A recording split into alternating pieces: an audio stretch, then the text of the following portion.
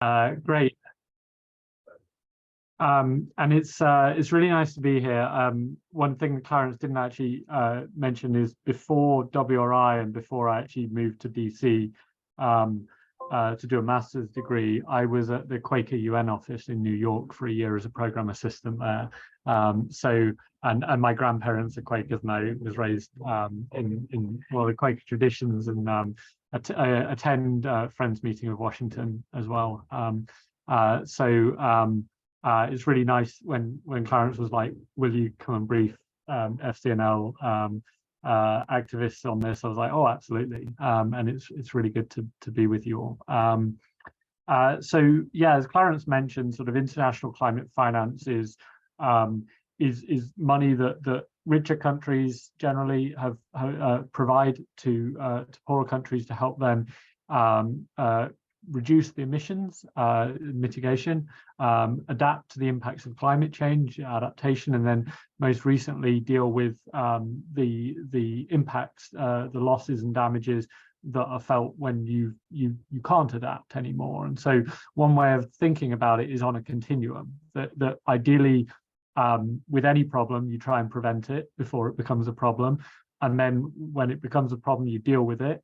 And then, but there are limits to that, and countries are, particularly the most vulnerable countries, are coming up against those limits quite rapidly, and so that's where the conversation around loss and damage comes in, and that has been something that the small island states, the low-lying Pacific and Caribbean islands particularly, have been raising for 30 years, but only recently have we seen real movement in the UN negotiating process around this. And so those are kind of the three categories. Traditionally, it's just been focused on mitigation and adaptation, and in that focus, there's been far more money going towards mitigation, towards emissions reductions, than there has been to adaptation. Around 3/4 of finance from rich to poorer countries has been for mitigation, only around 1/4 for adaptation. So that's been one of the trends that has been a challenge and a problem. It's important to say, though, that overall there is not enough money in general to tackle climate change. That a lot of the discussion is about the fact that we need trillions, several trillion a year in total investment to address the climate crisis, and right now total investment in climate, at least that which we can track, is around $700 billion a year. So and that includes everything. That includes public money, that includes private sector investment, everything. And so the needs are in the order of sort of 4 or 5 trillion a year globally. And of that, at least half, if not more, is needed in developing countries. So there's a big gap between needs and finance flows. There's a lot of political questions around how to meet those finance flows. Public funding is nowhere near flowing at the levels needed, and the refrain you often hear then is, "Oh, well, we can't get public money, governments can't afford it." And I know what you're all thinking, right? As good Quakers, we're like, we know the military spending is 2 trillion a year. So whenever I hear that, that's my first thought is, okay, we can afford some things, and so I get frustrated when that comes up as the refrain. It's like, well, it's not that governments don't have the money, it's that they're making a political choice not to spend it on certain things and to spend it instead on other things. But then there's a lot of talk about mobilizing private investment, and I think there is a need for both public and private investment. There's a lot of questions around how best to do that and what the right balance should be.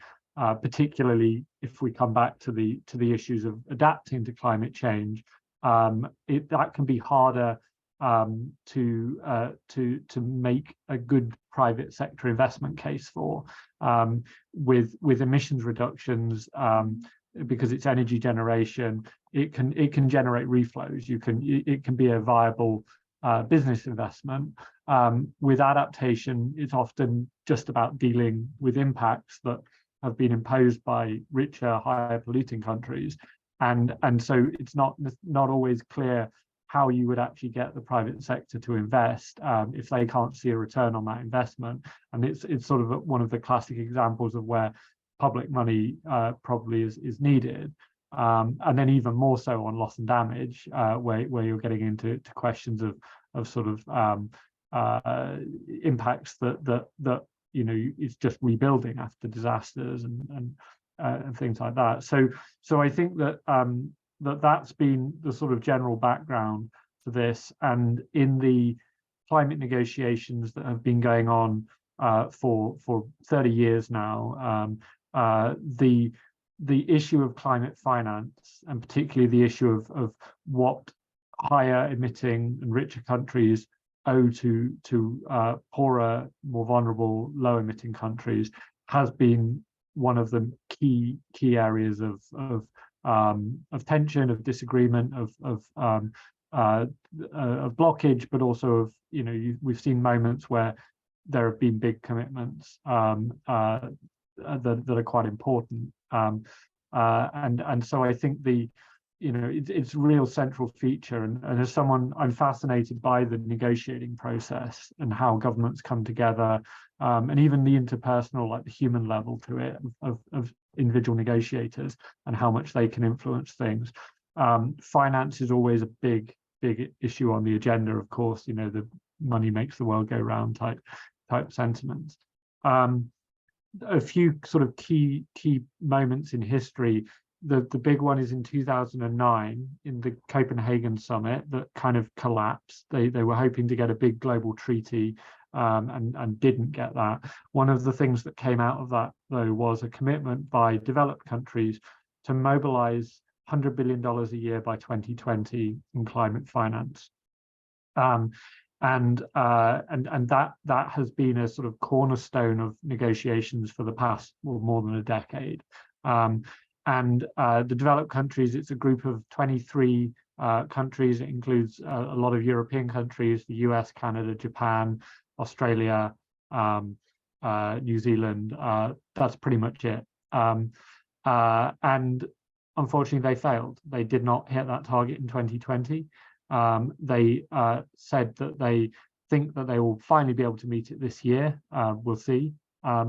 But part of that failure was that the US responsibility. I did, in my previous job at WRI, I did some sort of analysis looking at how do you apportion responsibility for meeting a goal like that among those countries. And we looked at sort of shares of greenhouse gas emissions, shares of the economy, things like that. And we got to sort of the US fair share, so to speak, of that effort would be about 40 to 46% or $40 to $46 billion.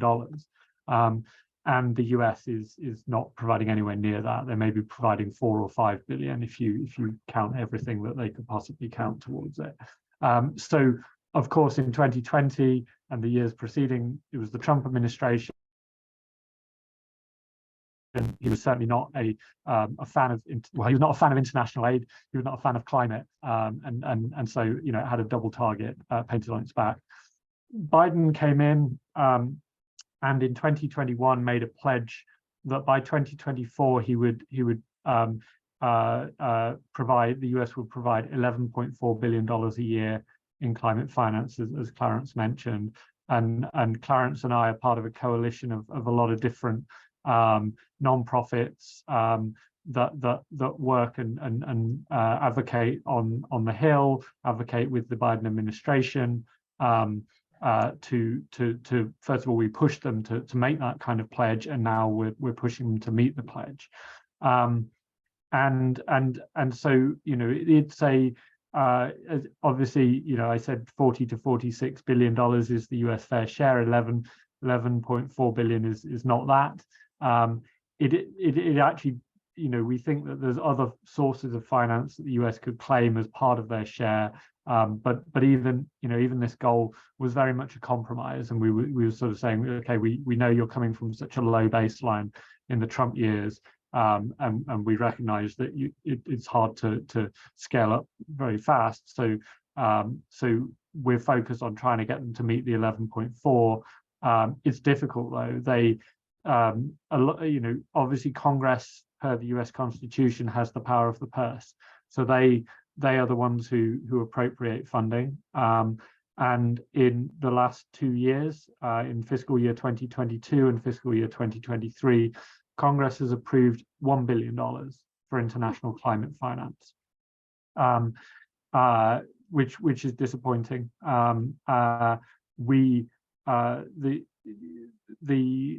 The president had sort of put together a bid and asked Congress to approve 5.3 billion last year, and then it ended up being $1 billion in the end. It's not the end of the story, though. I think the important thing to emphasize is that this amount, what Congress appropriates in climate-specific funding, this $1 billion for across several different accounts, is a floor, not a ceiling, on what the US government can spend on climate. So it's basically Congress saying to the US government, you have to spend $1 billion on climate-related actions internationally. But there are lots of other pots of funding that the US has a lot more flexibility around, that the administration can dedicate to climate if it chooses to. And it has to be careful because there are ways that if members of Congress want to get really active, they could try and block them from spending more on climate.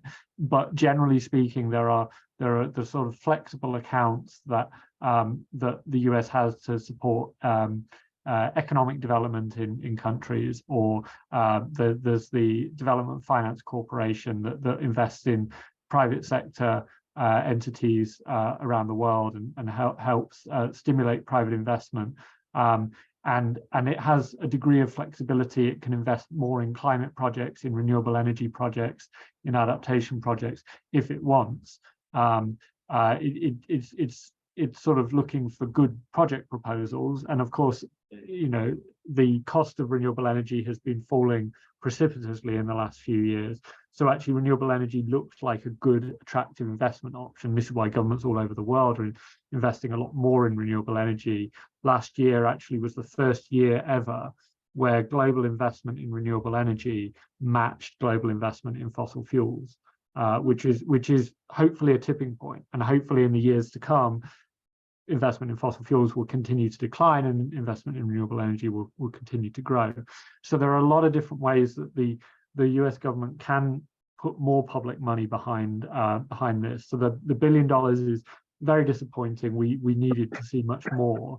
But there's, in terms of advocacy, in terms of messages to the administration, part of it is, it's important to push Congress. It's important to talk to all members of Congress, both climate champions and self-anointed climate champions, and those who are a bit more cautious about it, to make the case for why these are important investments. But even if Congress does not appropriate enough money, there are other ways the Biden administration can be involved and can be pushing more money towards climate.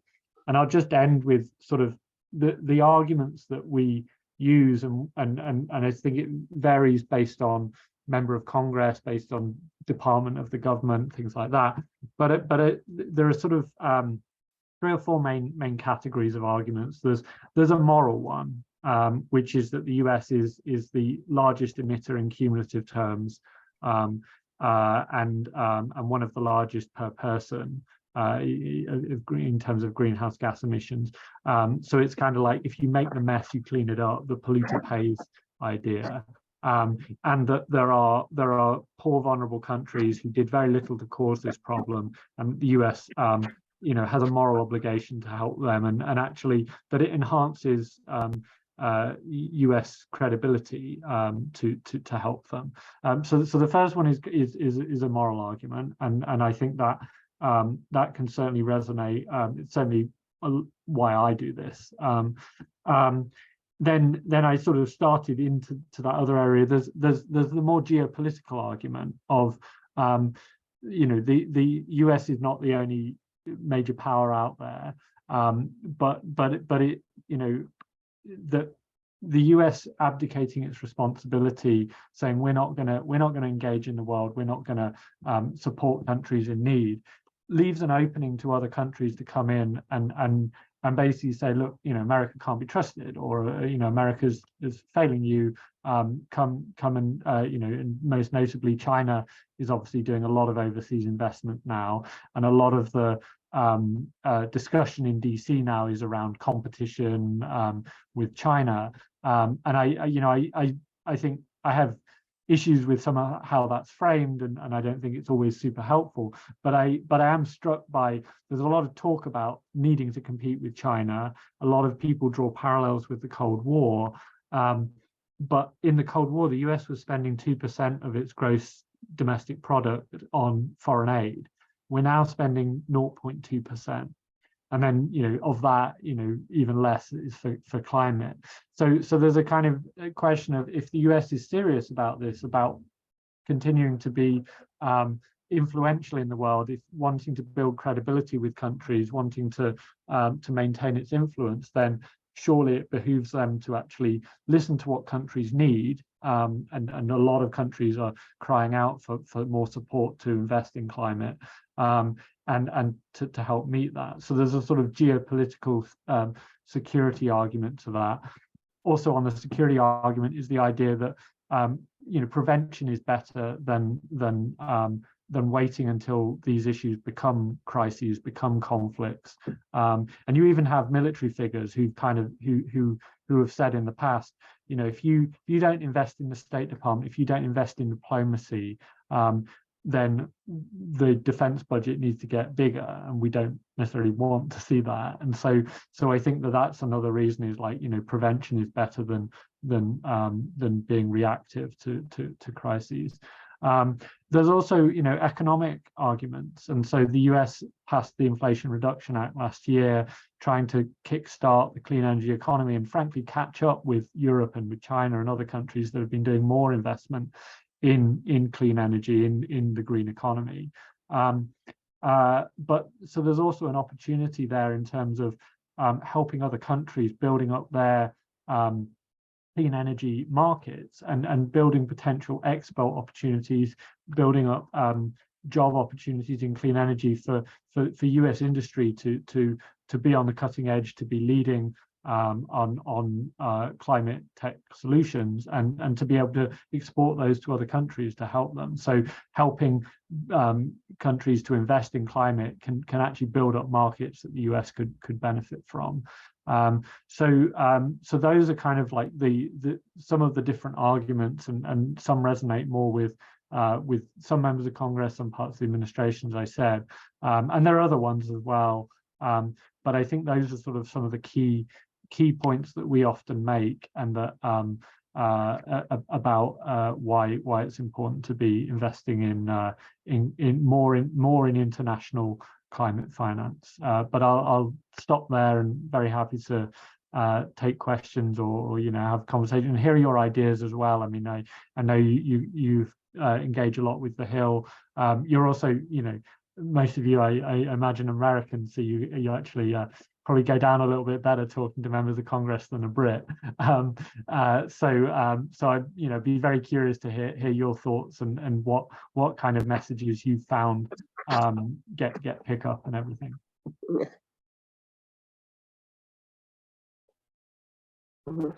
Go for it, Josh. I think we're still waiting for a couple of questions to chime in, but feel free to place them in the chat, or I see some folks already raising hands. Please, Elaine, go and unmute yourself. Sure.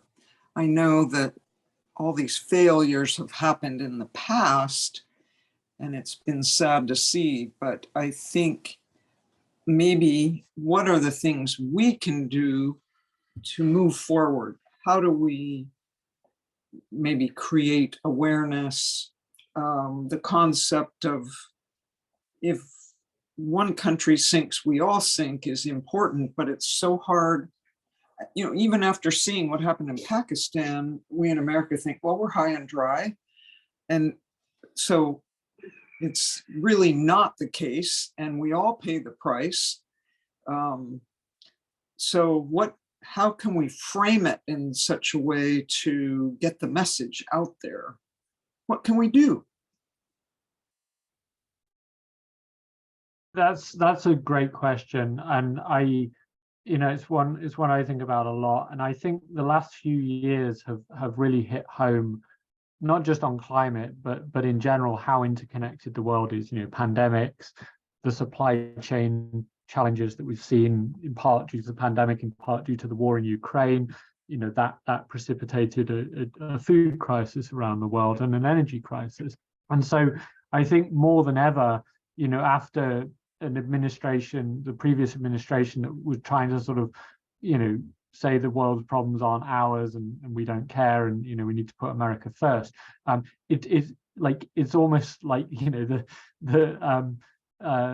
world has reacted, and just reminding the US and countries all over the world just how interdependent everything is. So I think some of the arguments are that obviously climate impacts are going to cause massive disruptions to supply chains in terms of products and goods and food production, that will affect Americans. It's also one of the other arguments and one of the other points that some members of Congress and some Republicans actually are receptive to is around migration and the some of the root drivers of migration, and that it is one of those ones that I'm kind of careful and cautious about using it. A lot of the security arguments I'm sort of wary of, but I think that a lot you talk to a lot of refugees, and even economic migrants, and they don't necessarily want to be leaving the countries they're coming from. They feel they don't have any choice. And so addressing some of these push factors, food insecurity, conflict, and of course, doesn't take much to realize how climate is very closely connected to those, I think can be an interesting argument and a point to make. And so I think particularly in Central America, the idea of investing more in climate resilience, so that when there are increasingly severe hurricanes that hit that region, that it doesn't cause mass displacement and people becoming refugees and needing to move. So I think that those arguments sort of do have some resonance, and it's sort of also connecting. Like, I think increasingly Americans are feeling the impacts of climate disasters domestically, and starting to join the dots, and they're seeing wildfires or flooding, and then they're also seeing that happening in Pakistan. And so one way you can take that is go, well, we need to focus at home, but it's a global problem with global causes. And you often hear the refrain, oh, well, India and China's emissions are huge, and so why should we be reducing emissions if they're not going to? And it's like, well, you should be. Everyone needs to be, and actually helping those countries, particularly India, and other middle income.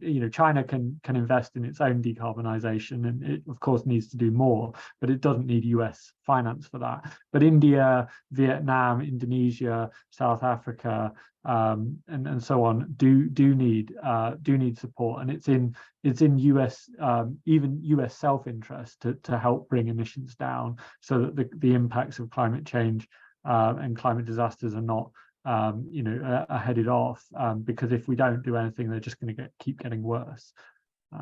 There's almost an angle where it's like, and one thing I've been thinking of, Joe, with this is like our security. When we talk about national security, our security, we're intertwined now by climate, and helping these countries. Yes, everyone should be doing it. But if the Chinese and the Indians aren't, that doesn't mean that we shouldn't, because it actually is an investment in our own security. And if Pakistan isn't safe, then we're not safe.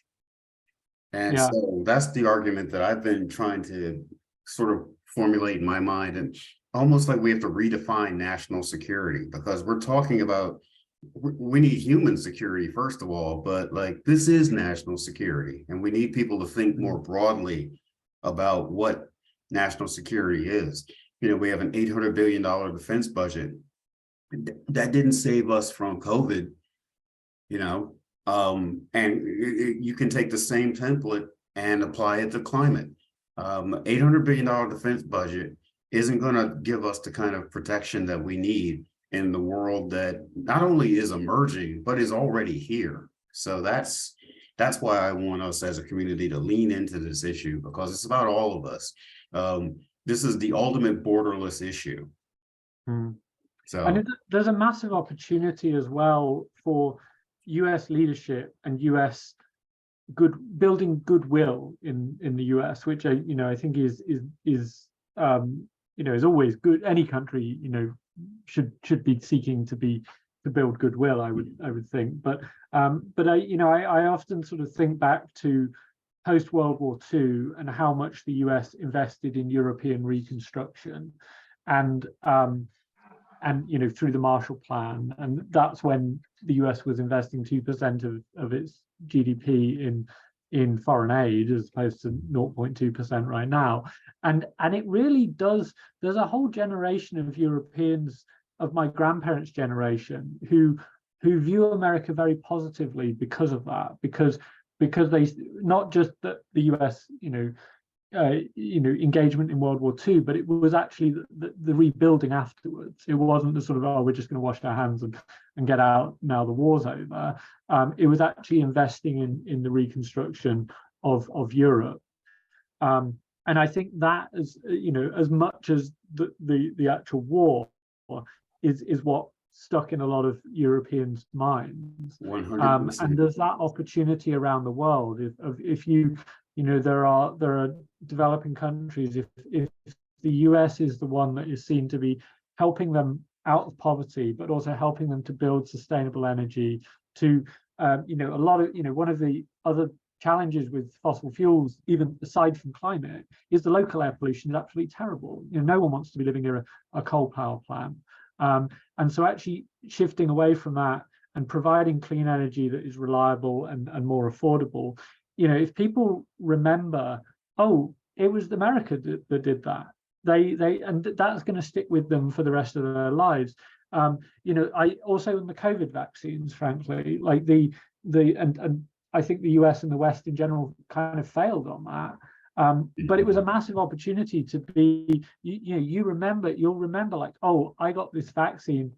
It was an American vaccine, or it was it was and you had China and Russia and others, and India producing a lot more of the vaccines, and the West was quite slow to catch up, and they have done latterly. But I think that's that's one of those. COVID obviously is going to be a big part of our lives, and we'll all talk about it for the rest of our lives.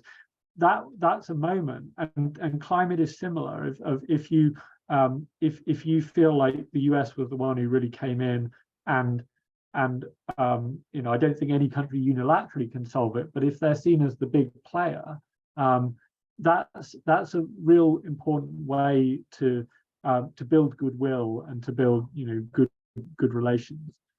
Joe makes a really strong point there. In the 80s and in the 90s when I got to DC, that greatest generation was in Congress, and people like Bob Dole, whether you agreed with him or not, they had a memory of a time when there was a lot of instability in the world, and a time when the US really stood up and showed some leadership with the Marshall Plan.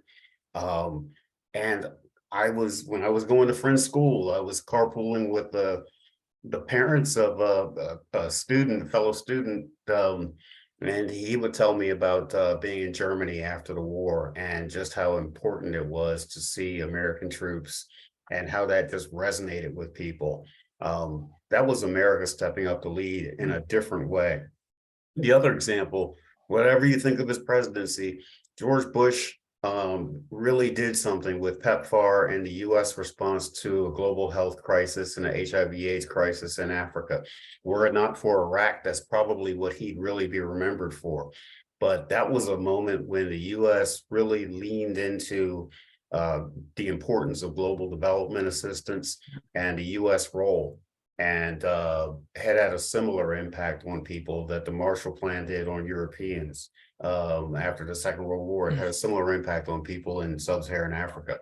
So I look at this as an opportunity, as Joe said, for the US to really step up and lead, because if we don't do it, we live in a world where there are dangerous people and dangerous regimes, and they'll do it. And the last thing I'll say, and then I'll shut up, is that in the Washington Post today, there's a story about the fact that developing countries are rather ambivalent about supporting the US when it comes to Russia's invasion of Iraq. And there's a quote in there that talks about the fact that, you know, we get it. We don't necessarily agree with Russia invading Ukraine, but where was the concern when this was happening in Congo? Where was the concern when the US was doing it to Iraq? And, you know, I have to say, our chickens are coming home to roost with the fastest growing part of the world, which is sub-Saharan Africa and the countries in Southeast Asia. And, you know, we have to look and be honest about what this country has done foreign policy wise, and not just expect everyone to fall in line, because that world is gone. And so if we want to have any sort of credibility with countries in the global South, we have a real moral responsibility and a strategic responsibility to step up. Thank you for coming to my TED Talk. I will shut up now and let you ask questions. We've got a few more questions. Chris here is asking if there are underexploited opportunities for conflict prevention with climate need emphasis. Yeah. I know, just actually to on Clarence's point about PEPFAR, like US funding each year, like congressionally appropriated funding for like health writ large is at least 10 billion, probably more like 15 if not more, but in terms of discrete accounts, so like more than 10 times more than climate gets. And so I think there is an opportunity to, like, you know, my dream would be that one day climate is getting similar amounts of investment, because it, you know, and not at the expense of health, because of course, you know, health, fighting AIDS and other diseases is really important. But, you know, obviously one of the big things is that we know that climate exacerbates the range of malaria carrying mosquitoes, of other kinds of diseases. And so, you know, again, another argument of why these things are all connected. Like a lot of the, you know, you might have read the term that's really fashionable in you know, economic circles these days is talk about a polycrisis, that all these different crises are converging: a food crisis, energy crisis, debt crisis, climate crisis, and it's overwhelming, and it's very easy to just go, this is too much. But actually, a lot of the causes are joined up. And so it's not a case of like, oh, we've got to fight each of them individually. That there are ways to tackle all of them in a connected way. But yeah, on this question of conflict prevention and climate finance, it's really interesting. So there are, when I was at CUNO, I was sort of doing conflict prevention work, and I'm very struck by how little there was thinking about climate and environmental causes of conflict. And in the years since then, CUNO's really built out a great climate program. Lindsay Fielder-Cook is their representative based in Bonn, which is where the UN Climate Secretariat is located as well. And she's been doing some really brilliant work on that, and of course FCNL is as well. But I think that what's fascinating is that there's this. I did some work in grad school as well on like climate and conflict, and then at WRI and now at NRDC I work on climate finance, and not so much on the conflict side of things. But those two worlds there aren't very many people who are talking about climate finance and conflict, although it is changing. And so there is the United Nations Development Programme have started doing some really interesting research and reports on climate finance for sustaining peace, and looking at the opportunities, the fact that post-conflict or countries even in conflict are not receiving very much climate finance, that it's not necessarily sensitive to the conflict settings and to how conflict may have an impact on climate investment, that often, you know, of course, a lot of the challenges in a conflict setting is it's seen as too risky. The private sector not going and investing in renewable energy or in green buildings or things like that. So they've been doing some really interesting research into that and trying to put that into practice in their programming.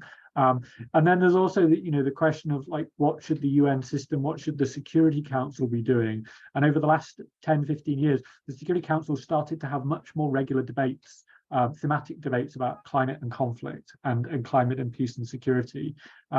And the first few times, the first one was in 2007. I wrote a paper on this, and they brought it up, and the bunch of countries were really allergic to discussing it in the Security Council. They were like, this is inappropriate, it should be done in the UN Climate Convention.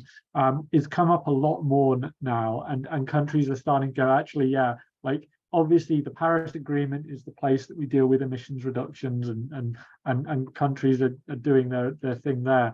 But nonetheless, we need to be, like, cognizant of how climate is exacerbating security situations, is making things worse, and that the UN system is now integrating into their reports on conflicts a lot more consideration of, like, how climate related factors are intersecting with that, potentially making things worse.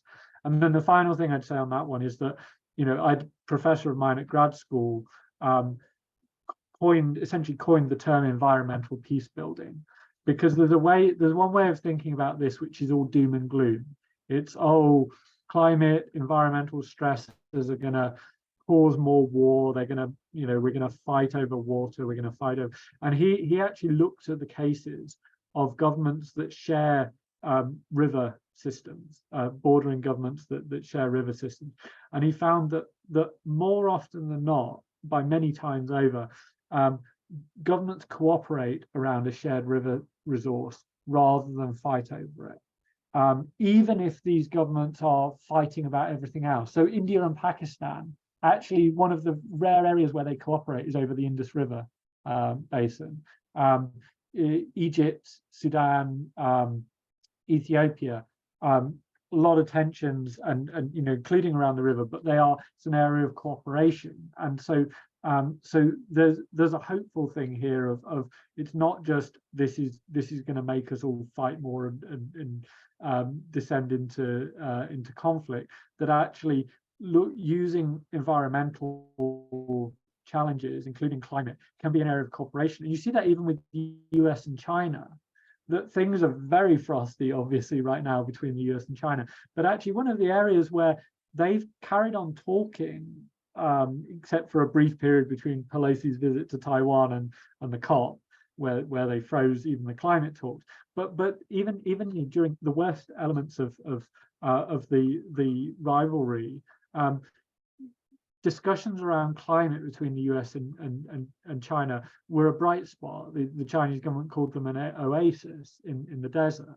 And so I think that's a really interesting thing as well, is that it can be an area where, because it affects us all, that we can actually, hopefully other rivalries don't get in the way, and that you can use it as a way of actually keeping that dialogue going when it's really needed. Thanks for that, Joe. And I would love to personally see any kind of resource really on environmental peace building you're describing. FCNL is just now looking at the intersection between conflict, climate, and migration. Yep. So this is really fascinating. Thanks for that. Who was your professor, Joe? Yeah. Ken Conker. So there's a whole organization now called the Environmental Peace Building Association, and the Environmental Law Institute in DC has a whole program of work on this. The Woodrow Wilson Center as well. Do a lot, but I'm just looking for the book because it's mostly case studies and it's really interesting. Like discussion of basically counterintuitive, because a lot of the narrative is can get rather doom and gloom. Cool. So yeah, I just posted it in the chat. Thank you. Thank you for that. We'll go to the next question by David, and then I'll ask one myself as well. So David's curious about your opinion on today's announcement of the nomination of Ajay Banga to be president of the World Bank. He's asking if is the near universal assumption that the new president must be a climate action advocate promising. Your take on this? Great question. This is what I work on a lot right now, is on getting the World Bank better, because it has been, by popular consensus, really falling down in the last few years. Across the board, its response to the pandemic was not great. Its response to the food crisis has not been great, and its response to climate has not been great. And part of that has been the leadership of David Malpass, who was a Trump appointee and not not a great manager even, like, aside from obviously he's whether he's a climate denier or just climate delayer, he was not a great leader. So we were very pleased last week to hear he was going to step down a year early, and then this morning the Biden administration, as the question said, announced Ajay Banga, and yeah, I think it was interesting that there was very much, like, certainly in the US government, in the Biden administration, climate was definitely one of the criteria. It was on their job description of how they were filtering people, and so I think that is interesting as a marker of how far things have come.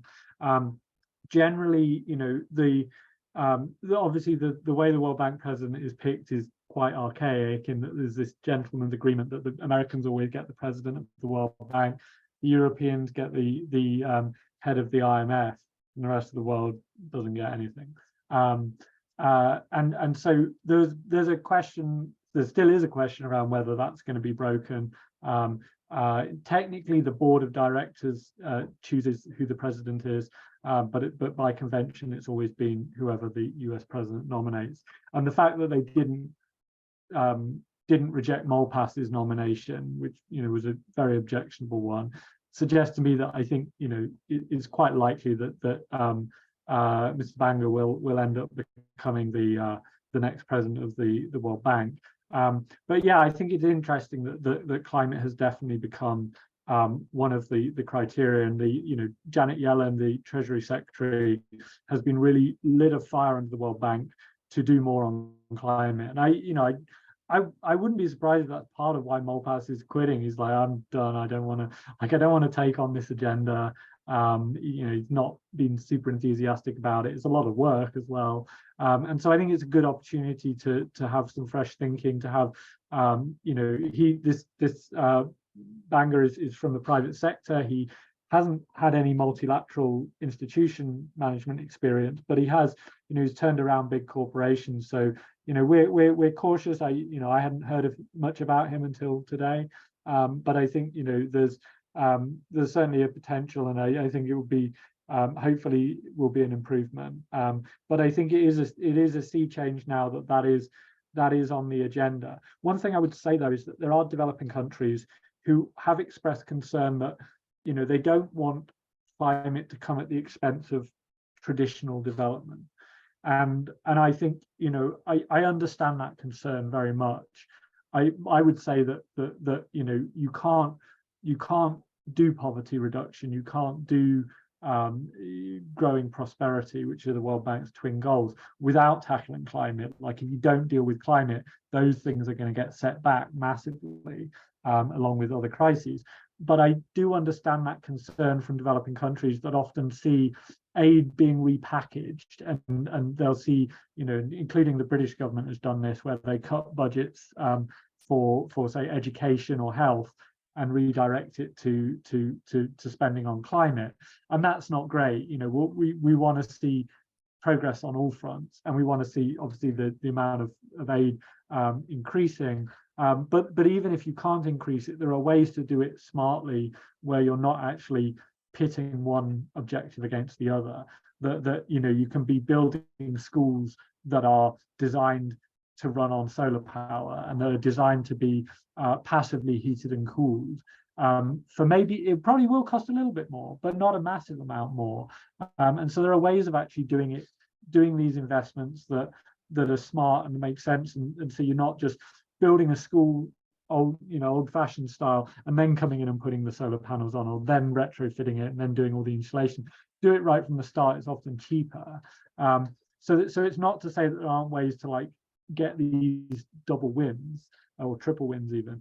But I think that there is a valid concern from developing countries, and they don't want to sort of feel that you're robbing Peter to pay Paul, so to speak. Thanks for that. My question would be, do you have any advice for our grassroots network in regard to how they can frame this issue to build support in their local communities across the country and then bring it to the Hill? Yeah, I mean, I think one of the things is that this sentiment that, you know, US emissions are declining, first of all, and that the US is, you know, as other countries' emissions grow, the US each year is less and less of a contributor to the problem. Of course, what matters though is the accumulation of greenhouse gases in the atmosphere.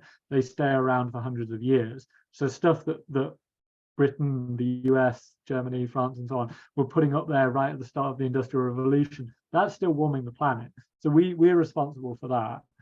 So you know, I don't buy the argument of like, oh, we're no longer that big an emitter, and you know, we don't. But I think if someone says that, you know, what about China? What about India? What about developing countries? You know, one argument is like, yeah, we, you know, their emissions are growing, and if that's not dealt with, it will be a challenge.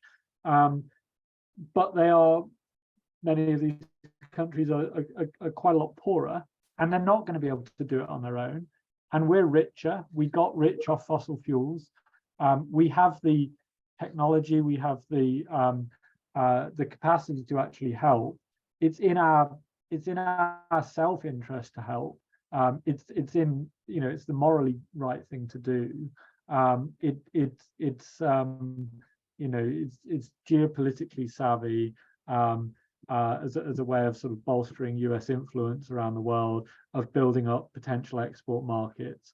And if we don't help them, we're all going to be fried. You know, I think it's a mixture of sort of some hopeful narratives and also like, you know, this is a global crisis. We've got to help. You know, we've got to have all hands on deck.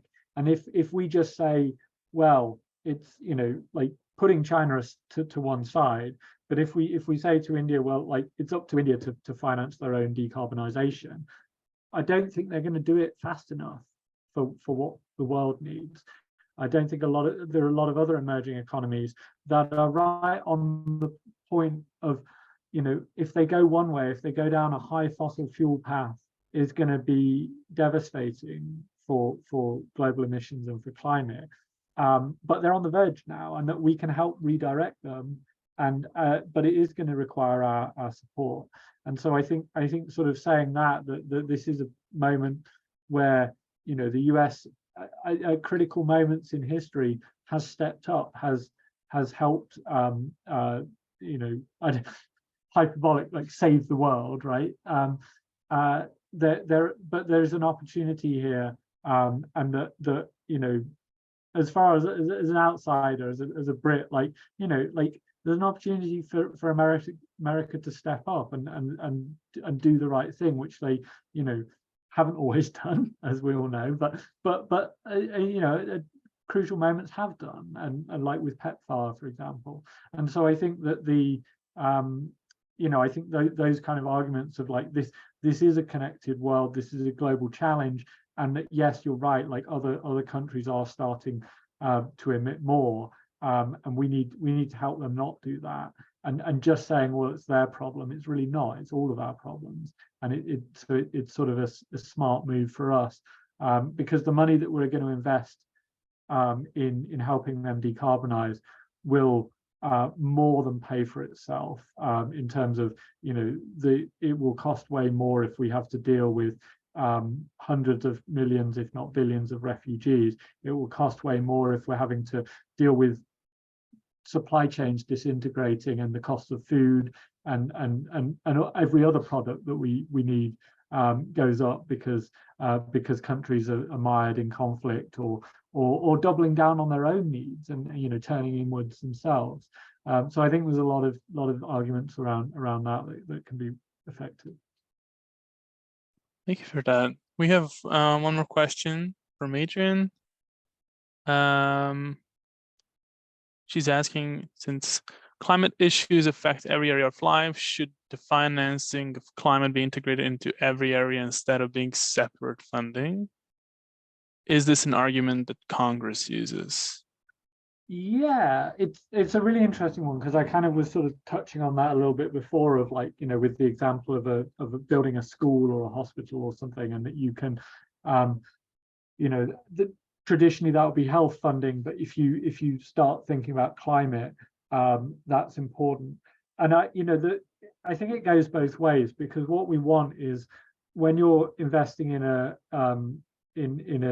project, you've got to think about how is it going to affect the climate, what emissions is it going to cause, building this school or hospital, and how can you reduce that to the extent that you can.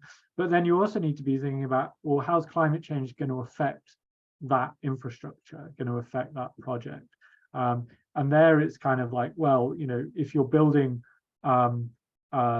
anything really, you've got to think, well, is this on a floodplain? Or could this be on a floodplain by 2050, by 2100? Is this, you know, is warming going to threaten the way that we're that this project is going to operate? If you're building a school or a hospital, and you're not putting air conditioning in, but the temperatures are going to get to a point, you know, and I'm very sensitive to this coming from the UK. Most buildings in the UK, most residential buildings, don't have air conditioning. Last summer, my parents, my grandma, like, got, you know, my grandma moved in with my mum for the week that it got to like really hot, because her house was not going to keep her cool enough. So there's those kind of things, like thinking that through, and many other ways, like, you know, it's so multifaceted. So I think that it's about thinking, how is this going to affect the climate, and how is the climate going to affect this? That we need to be asking that for everything we do, not just internationally, domestically. You know, if you're building new houses, if you're building pretty much anything.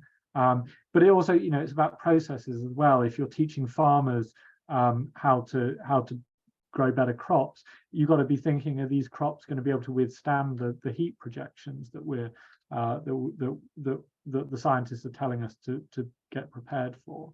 As to whether Congress uses it, yeah, sometimes they do, and sometimes they'll sort of say, well, you know, we like this should be integrated through everything. And it's like, yes, okay, that's fine, but there is two issues. One is there are needs for like discrete, very transformational investments that are climate only type things. So for example, building seawalls, we wouldn't necessarily be doing that if we weren't dealing with sea level rise. You know, relocating populations, the emergency relief aid when hurricanes, more severe hurricanes hit communities. So there's to some extent there is a need for more finance, but there's also, yeah, if you're going to integrate it well, that's brilliant, but we need to make sure that it is actually happening, and that, you know, there's a way that argument can be used in a sort of convenient way of like, oh yeah, don't worry about it, it's all climate now. And we've seen other governments, particularly in striving to meet the 100 billion collective goal, they've taken projects and said, oh yes, this is a climate project, and reported it to the UN as a climate project. And you look at the project and you're like, this has, as far as I can tell, nothing to do with climate. You just relabeled it. So again, it's a nuanced, it's a complicated debate, but I think it's got to be more than just relabeling it. You've actually got to change what you're doing to make it climate integrated. I'm smiling because that's what we used to do with the back in the day at the Australian when Australia would do its climate, when it do its aid budget, and the government was always reclassifying things as climate projects in the Pacific Islands. It's like you'd look up and be like, oh, that's what that is, or that's what it is now. So yeah, a lot of countries do that. Wow, that's we've reached the top of the hour, and I just want to say I can't thank you enough, Joe, for doing this. I feel like I always learn something from you whenever we talk, and it's just really appreciated. Your insights, you really inspired me. I've been working on a blog piece about this to send to the community, but it's really reinforced for me why it's really important for us to be in this conversation and using our power as a community. And I'll share with you all that we're also, FCNL is a part of the Global Quaker Sustainability Network, and I'm thinking about how we can plug into that more and raise the voice of Quakers around the country, around the world, on this issue. So yeah, this is what we're going to be doing, and let's thank Joe for spending the hour with us. Thank you, Joe. That was very interesting, and I learned a lot. Cool. Thank you so much. Yeah, I know it was a real pleasure. And of course, I mean, like, Quakers have always been at the forefront of pushing the boundaries of social change. And so I'm very happy to, chat to you all. And I can stay on for a few more minutes if people still have questions or anything. But yeah, in general, like, very happy. I can, I'll put my email in the chat as well. And I put his Twitter. I know you all are on Twitter, so I put his Twitter handle in there as well. And NRDC, you can find him there too. So yeah, I'll leave it open for another couple minutes in case anyone else wanted to. If you have a couple more minutes, Joe. Yeah, sure. I won't use social media anymore. I'm with you. I'm trying to get away from it. It's hard though. I will not use it anymore. I got off of Facebook altogether. I'm good without every one of them, but Twitter is really still appealing. Marilyn. Hey, Marilyn. Marilyn. Hey, And then Chris. I would like to hear you, Joe, talk about using American leadership as, I mean, I can see that my Republican senators would really love to hear those words. And yet, because of my own history, starting with real consciousness with Vietnam, those words do not ring well with me. On the other, I don't have a lot else to tell the congressman that they can brag about, that they identify with. So I'm flirting with the idea of talking about American leadership, but I wonder how you process that. Yeah, it's a good question. I think I'm a believer in like taking people where they're at and where their mind's at, and going with that. So I think that it is challenging because I think it can be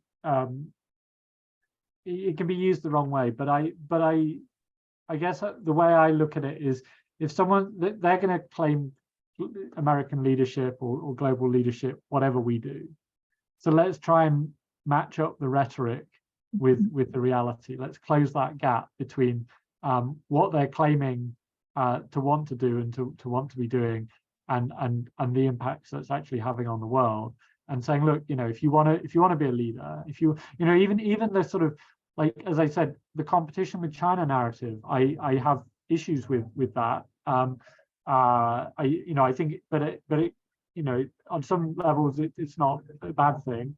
Competition doesn't have to be conflict either. But every politician in DC pretty much these days is talking about competition with China. And the thing that I just find weird is that I'm like, okay, well, but where's the money? If you're really trying to compete with China, like if this is the rhetoric of the Cold War type thing, but at least in the Cold War, the US was investing real money to real public money to counter the USSR.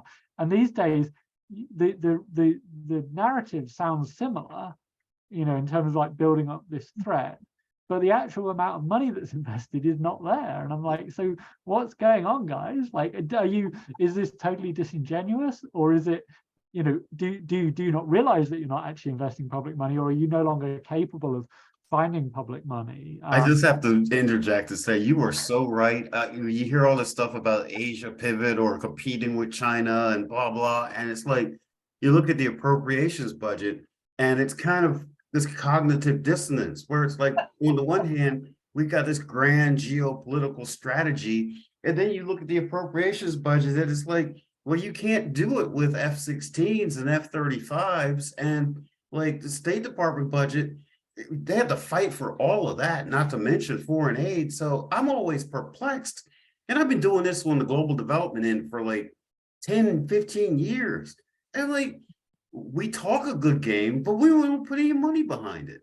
And it's, it's like, and I understand, Marilyn, your discomfort with the security argument. And I'm always careful when I make that on behalf of FCNL. That's why I'm trying to wrap it a little bit in. We need to redefine what security is, and it's, I personally do believe in the hard power that we need to have these kind of tools, and we need to prioritize our security. But there's a way of doing it without making it sound, overly militant. Chris, go ahead.